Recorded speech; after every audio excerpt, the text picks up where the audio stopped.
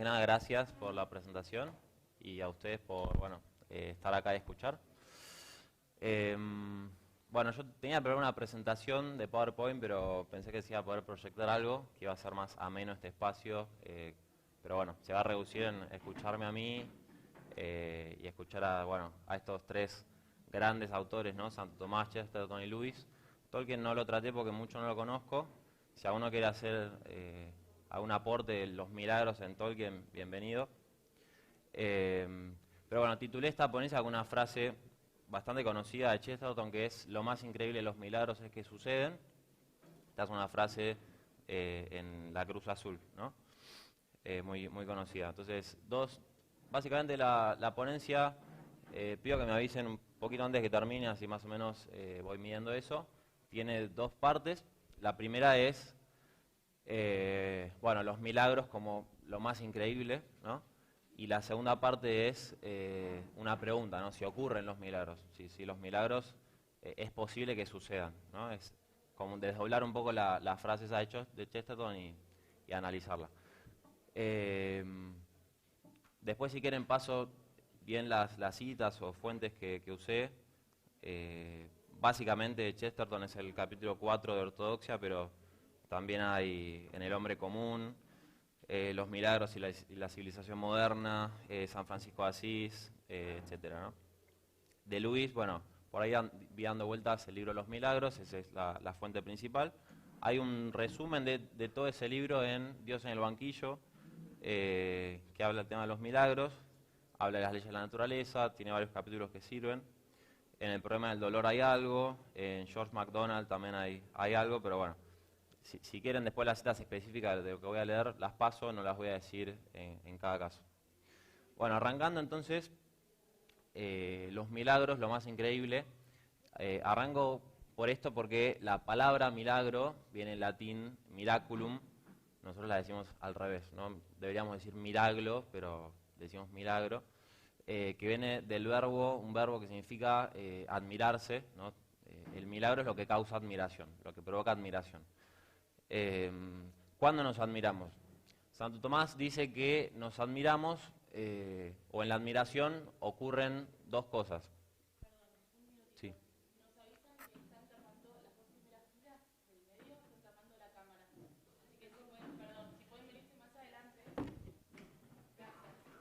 Bien. No hay problema. Repito entonces, para la admiración, digamos, intervienen dos factores.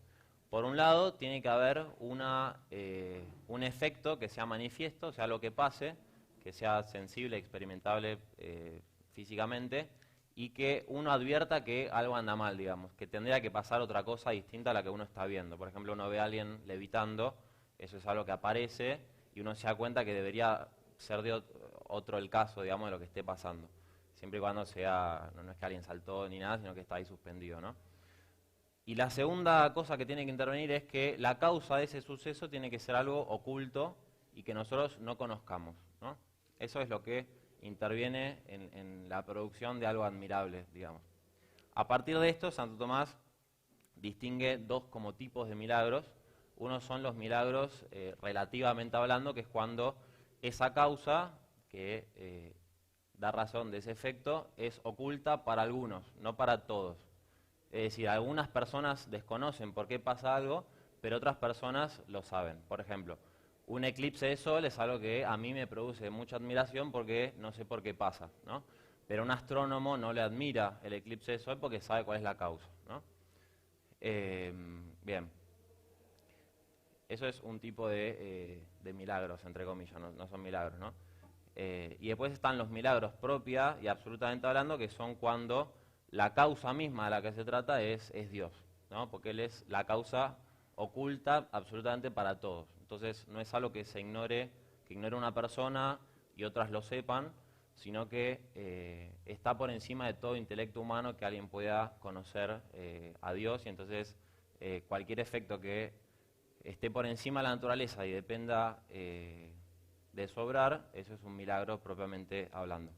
Esto es importante porque en el contexto en el que Lewis, por ejemplo, habla de los milagros, él tiene muy presente a David Hume. Y David Hume hace una crítica a los milagros que es la visión extendida acerca de los milagros en la actualidad, y Hume solo reduce los milagros a el primer tipo, es decir, antes las personas decían que los milagros ocurrían porque no sabían por qué pasaban las cosas. Entonces, la causa era oculta para ellos, pero para otros, para los que vinieron después, que siguieron estudiando la ciencia física, lo que sea, se dieron cuenta de por qué pasaban las cosas. Entonces, la gente ignorante no conocía la ley de la naturaleza, atribuía los fenómenos impresionantes a los dioses, la ciencia empezó a progresar, se dio cada vez menos lugar a lo religioso, lo mágico, lo milagroso, entonces ahora si sabemos esa causa no nos admiramos, ¿no? Entonces reduce al primer tipo de milagros todos los milagros. Después vamos a criticar esta posición. Bueno, pero ¿qué son los milagros propiamente hablando y no ya desde la etimología, digamos, de la palabra? Bueno, hay muchas definiciones que da Santo Tomás y Lewis, y más Lewis que Chesterton, pero básicamente hay 4 elementos en todo milagro.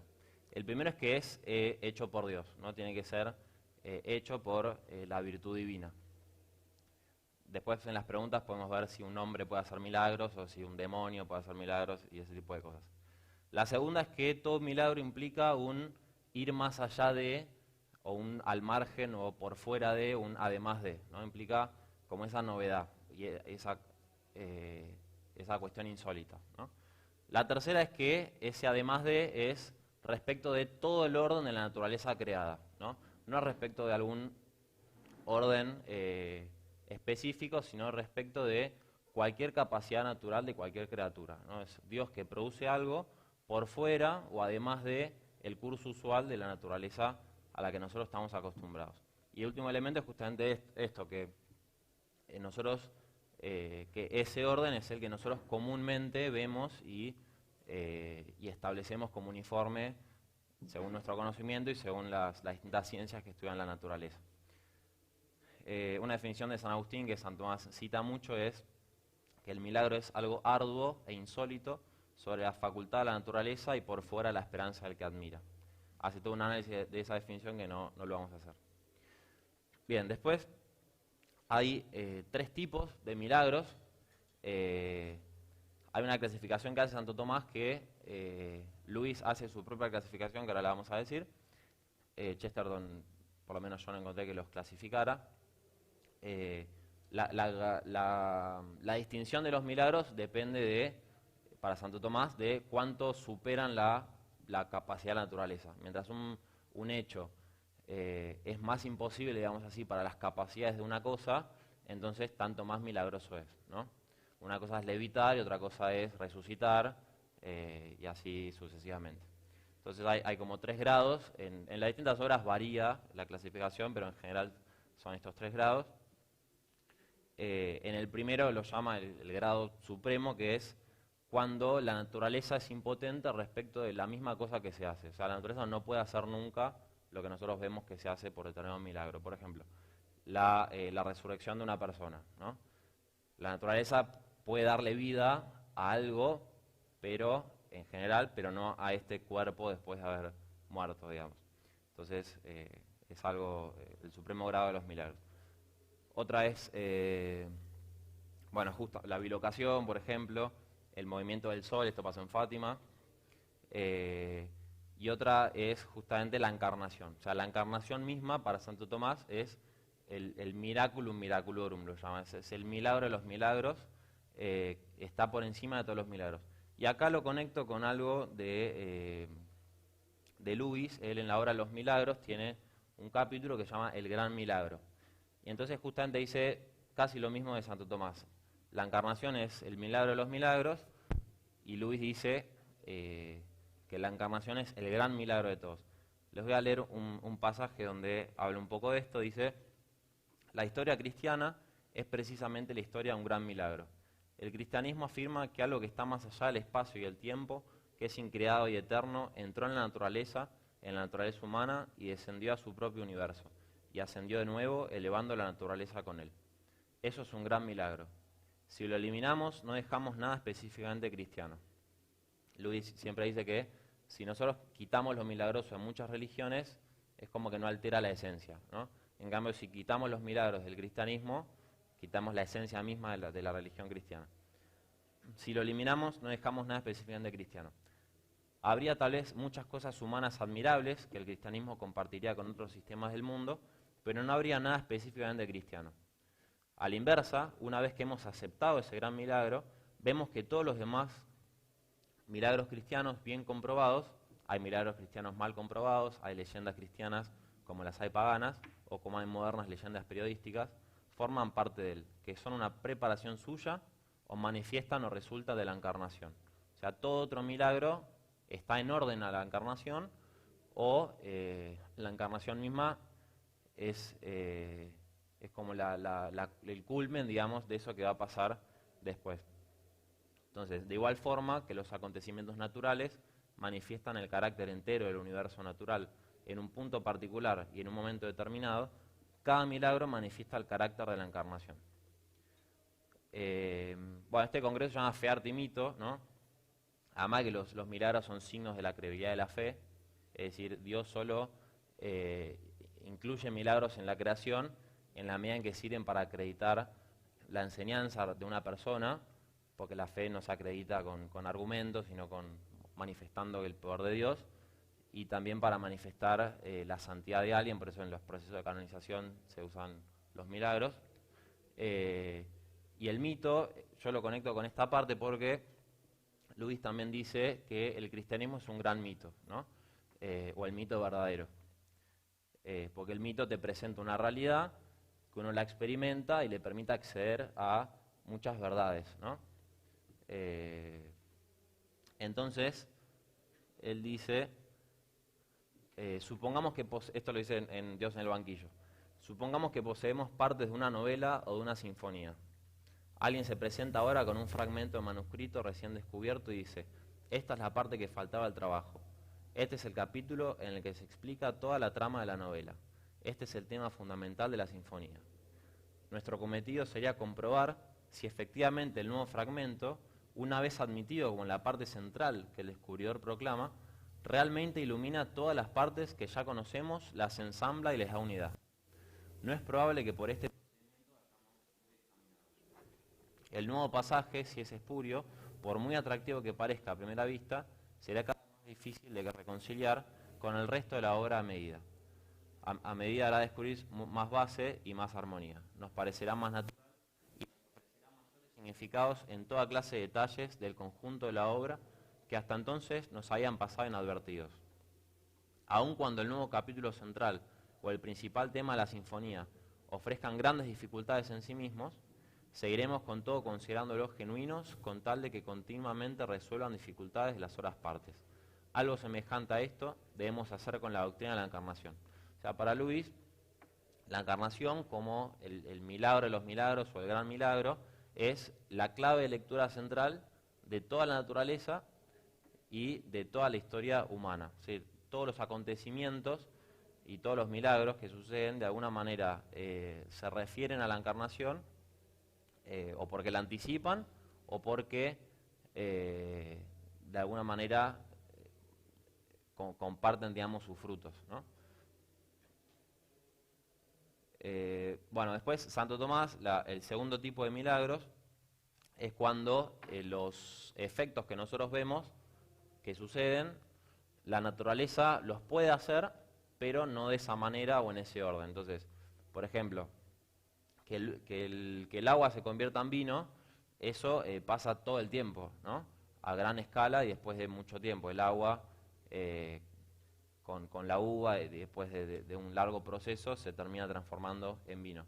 Ahora, el milagro está que la naturaleza no lo puede hacer de manera rápida y instantánea en un mismo envase, digamos. Entonces, en el segundo grado está este tipo de milagros, por ejemplo, esto del agua en vino o las curaciones. La naturaleza puede curar, pero que una persona se cura al instante, eso es milagroso. Bueno, y acá Luis, en ese libro, dice algo muy parecido cuando dice que todos los milagros que hizo Cristo realizan en una pequeña escala lo que Dios creador realiza a gran escala todo el tiempo, todos los días, en todo el universo, ¿no? Por ejemplo, les leo un pasaje que condensa esto. Dice: afirmo que en todos estos milagros, el Dios encarnado realiza de repente y localmente algo que Dios ha hecho o va a hacer en general. Cada milagro nos escribe una pequeña carta, algo que Dios ya ha escrito o escribirán cartas casi demasiado grandes como para que se perciba, a través del gran lienzo de la naturaleza. Cada uno enfoca un punto particular de las actuales o de las futuras operaciones de Dios en el universo. Cuando reproducen operaciones que ya hemos visto a gran escala, son milagros de la vieja creación. Cuando iluminan aquellas que están todavía por venir, son milagros de la nueva. Ninguno de ellos es aislado o anómalo. Todos van marcados con la rúbrica de Dios, al cual ya conocemos a través de la conciencia y desde la naturaleza. La autenticidad va refrendada por el estilo. Entonces, después va viendo uno por uno cómo, bueno, Cristo en las bodas de Caná transforma el agua en vino. Eso se hace a gran escala todo el tiempo. Entonces, Cristo está mostrando que Él es el Señor del universo, ¿no? Cuando ocurre un enfermo particular, de manera instantánea, por ejemplo la suegra de Pedro, Él está mostrando que Él es dueño de todas las curaciones que se van haciendo cuando uno se cura en un largo proceso, ¿no? Y así sucesivamente. Y después Lewis también, vieron que en un momento nombra esto de la vieja creación y la nueva creación. La clasificación de él es: hay milagros de la vieja creación, que son los que de alguna manera se refieren al estado actual de las cosas, digamos, y milagros de la nueva creación, que son como pregustaciones que ya nos hacen empezar a participar de lo que va a ser el momento futuro en el que toda la naturaleza esté totalmente puesta al servicio de la vocación de las personas. Entonces, en los milagros de la vieja creación están los milagros de fertilidad, conversión del agua en vino, multiplicación de los peces y los panes, etc. Milagros de curaciones, ciegos, paralíticos, leprosos. Milagros de destrucción, cuando Cristo seca la higuera. Los milagros de la nueva creación, cuando Cristo camina sobre el agua, que son milagros de dominio sobre la naturaleza inorgánica. Milagros de reversión, por ejemplo la resurrección de los muertos a otras personas que no sean Cristo, por ejemplo a Lázaro. Y sobre todo los milagros de perfección y glorificación, que son la transfiguración, la resurrección y la ascensión. A la resurrección y la ascensión Luis le dedica un capítulo especial, que no podemos analizar ahora.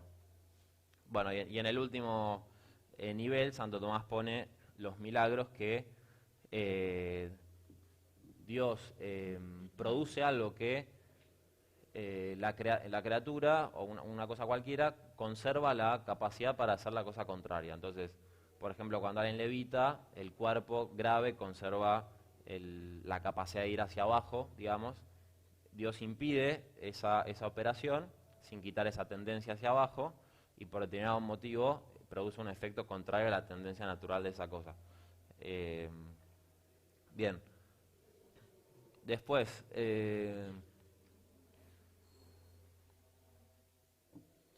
eso es, digamos, un poco la primera parte. La segunda parte es, bueno, si suceden los milagros, ¿no? El gran tema de la posibilidad de los milagros. Es un tema muy extenso. Gracias. Básicamente es un tema que tiene como dos aristas, ¿no? Uno tiene que ver la posibilidad de que Dios haga milagros, es decir, la posibilidad por parte de Dios, y otra es la posibilidad de que los milagros sean hechos, es decir, si la naturaleza es apta para que sean milagros, digamos. De parte de Dios, bueno, no voy a meterme mucho por acá, aunque habrían cosas que decir, pero básicamente si nosotros entendemos que Dios es creador y que es causa del ser de todas las cosas y que conoce y crea a cada una de las cosas en particular, y que Dios no actúa por necesidad de su naturaleza, sino que tiene libertad, es decir, que puede hacer cosas distintas a las que Él hace, entonces no habría ningún tipo de imposibilidad por parte de Dios, aunque hay un montón de posiciones que digan que sí, ¿no? Por ejemplo, el ateísmo, el agnosticismo, el ateísmo práctico, el deísmo, panteísmo, fatalismo, bueno, muchas horas más. Lo que sí me parece importante destacar es que sin cualquier orden de cosas pueden suceder milagros, ¿no? Si Dios puede hacer milagros en cualquier tipo de orden existente. Bueno, y acá los tres autores, Chesterton, Santo Tomás y Luis, hacen distinciones, ¿no? Si nosotros tenemos en cuenta el orden universal, es decir, ese único orden que depende de Dios como causa primera y según el cual todas las cosas dependen de su sabiduría y su providencia, entonces Dios no puede obrar en contra de ese orden. Dios no puede hacer milagros en ese orden, ¿no? En el sentido de que Dios no puede hacer algo que Él no quiera, por ejemplo, o hacer algo que no conozca, o hacer una criatura que no se ordena a Él como a su fin, o arrepentirse y hacer algo que no hacía, o empezar porque Dios es inmutable. Entonces, supuesto que Dios quiera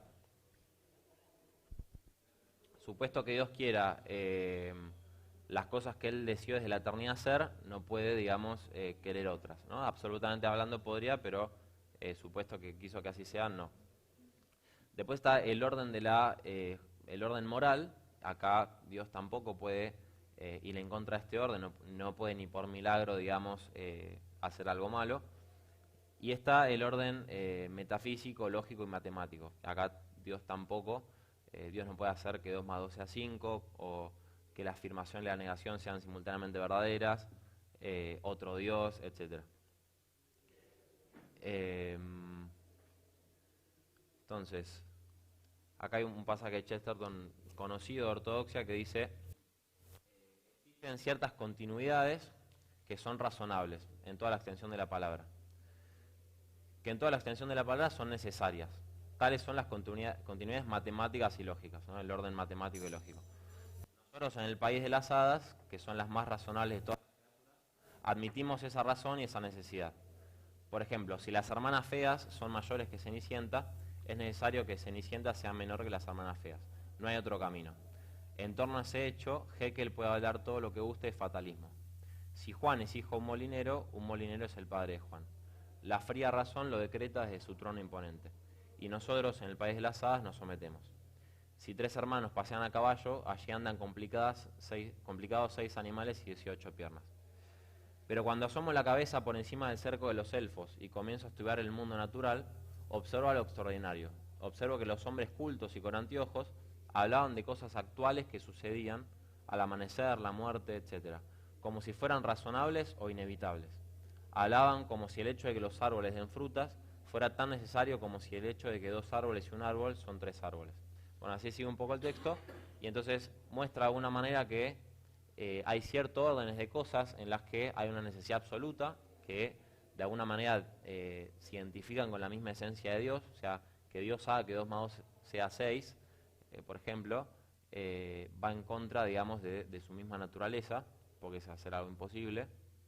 En cambio, hay cierto orden de cosas que, por su regularidad, en general son así, pero no hay ninguna ley absolutamente necesaria que haga que tengan que ser así todo el tiempo. Podrían suceder de otra manera, ¿no? Entonces Dios puede efectivamente hacer que sucedan de otra manera y hacer milagros en el mundo natural. Bueno, salteo toda la parte de la posibilidad de los milagros de parte de la naturaleza, y voy un poco al final. Como conclusión, yo quería cambiar un poco la frase, ¿no? y terminar con el increíble milagro de que sucedan cosas, ¿no? Pues yo creo que los 3 autores, de alguna manera, y cada uno con sus diferencias y cada uno con su estilo propio sobre todo, tienen sobre todo que enseñar o en común una profunda conciencia de la creaturidad, digamos, del hecho de que las cosas que son podrían no ser, y la gratitud que le nace a uno ante el regalo de las cosas, el hecho de que las cosas, la misma existencia, sea algo dado y que podría en cualquier momento derogarse, digamos. Y entonces los 3 tienen, desde esa perspectiva metafísica, sapiencial, una gran actitud de admiración ante las cosas, ¿no? Entonces, Luis, por ejemplo, termina su obra diciendo: por más que haya hecho todo esto, no hay ninguna certeza de que vos veas un milagro alguna vez en tu vida, ¿no? Quizás no veas ninguno, y lo más probable, dice, es que no veas ningún milagro en tu vida.